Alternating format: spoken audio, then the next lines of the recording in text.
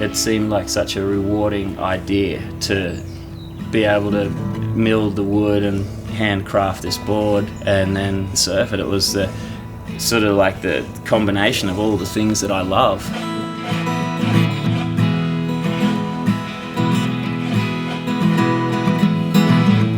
Our daycare was Dad taking us in the bush. Pretty old-fashioned, like childhood really. As soon as we could reach the pedals, we were driving tractors.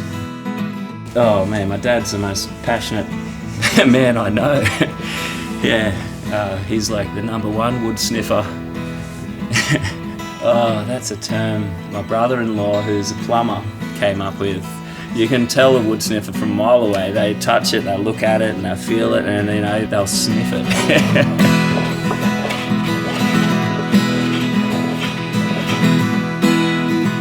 This is a photo. I must have been about 4 years old in this photo. I could only just reach the back of the truck, helping them load firewood. One log that he'd find in the bush, like, you know, we'd cut enough timber to, you know, support the family for probably a week or two.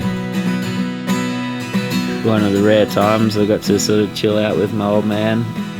He was always away in the bush. He taught us from an early age, you know, to follow our dreams and our passions. I've worked on fishing boats, like tuna fishing on the south coast. I went into construction, worked all around Australia. But you know, I knew that I had like the wood sniffer in me when I was working on fishing boats around Montague Island and down the south coast. We'd come in and I'd see all this driftwood, and especially around some of the islands.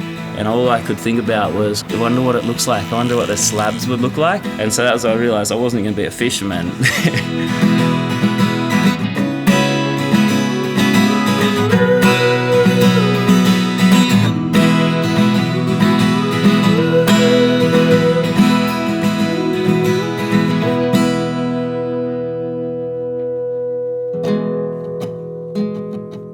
I mean, there's nothing you really can't do with wood. If you like working with your hands and being creative, it's such an amazing, you know, material to work with. You can be making guitars, surfboards, boats, furniture, houses. There's, you know, it's the only truly renewable natural resource. It can be harvested and worked with in the right way. It'll go forever.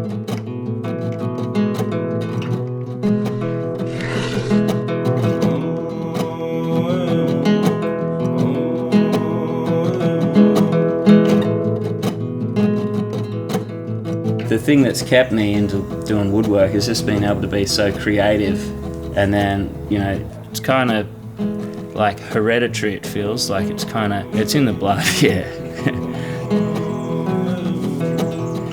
These guys, they were doing it tough back then. No, they were doing it real tough, but they were having a good time.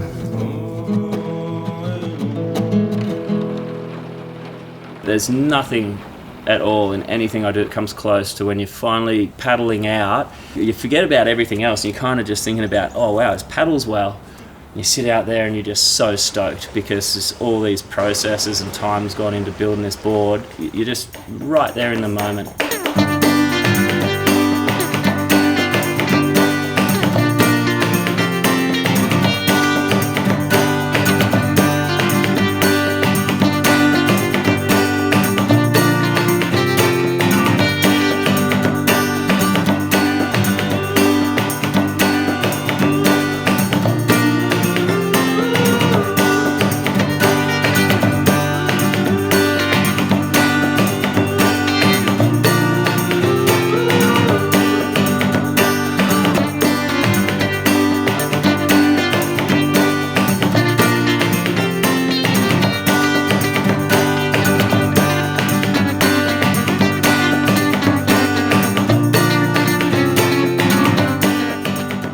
Consciously we make the decision we're not going to make heaps and heaps of surfboards and make, you know, millions of dollars out of it. We just kind of want to enjoy the experience and make a really good product and make sure it works, and then, like, you know, share the experience. So like the next stage of our business is then to teach people, because we've found, other than riding our boards that we make, is sharing that experience, and someone can make their own board and surf it. It's kind of like, that's where all the reward is.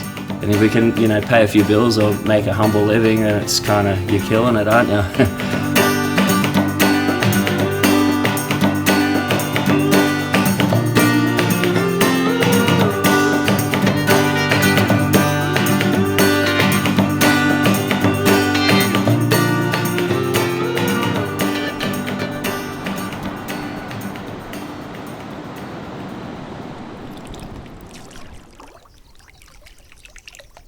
There's a bit of glory in what we do as well, and that comes from teaching and passing on the knowledge. As I get older, like my dad, you become somewhat a leader in the community, and it's, you know, it's good. You've got to pass that on, and then you're remembered from your stories and what you've done.